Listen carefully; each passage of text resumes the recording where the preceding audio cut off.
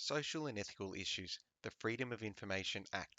Now, the Freedom of Information Act is a legislation which was passed in 1982 and amended in 2010, giving members of the public the right to access information contained within systems of government departments and agencies. The Act does not give individuals the right to view all government documentation, which may be documentation related to like military operations or things that should be kept confidential, though it does allow them to access information related to the operation of specific departments, as well as information that is stored specifically about individuals themselves. So, if an individual wishes to gain access to this documentation, they are to make a request in writing and address it to a specific minister of that department. Now, in doing so, there is a fee that usually applies in order to put in that request, okay, because it does need to get processed and people need to get paid for processing that information, okay. And it could still turn out to be a no, but obviously that is a part of the process of applying for the actual documentation. But no fee is applicable if the individual is requesting documentation which is stored on the government databases about themselves. So basically, what we're trying to get here is a bit of transparency with the government, what data is actually being stored on their actual systems. And if it's stored about me, I want to know that that data is correct. Okay, so firstly, let's look at the negative impacts of this. And the first one is the cost of requesting information. So there is both a time and financial cost to actually request this information. You've got to pay a fee and you've got to make the request in writing, which can be sometimes tedious.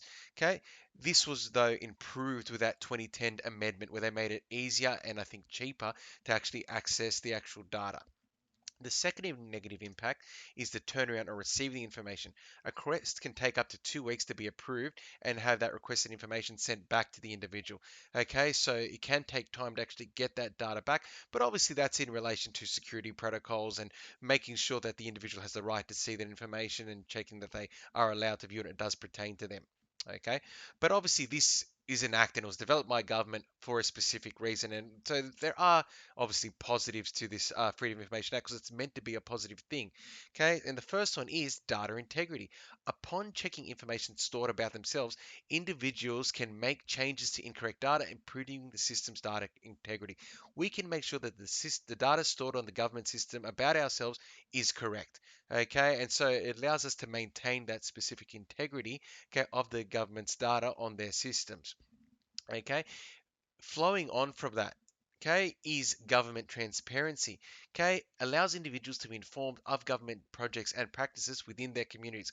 We know what's going on with our governments, and obviously it makes sure that the government's dealing and doing what's best in public interest, okay, because they are accountable and their records can be viewed, okay, making the citizens feel a lot better. So really, the Freedom of Information Act is a great thing because we can see what data is stored about ourselves on the systems. We can see what projects the government is working on. Okay, and we have a right to actually read them, review them, get involved with them, and obviously really get hands on with what's happening in our community.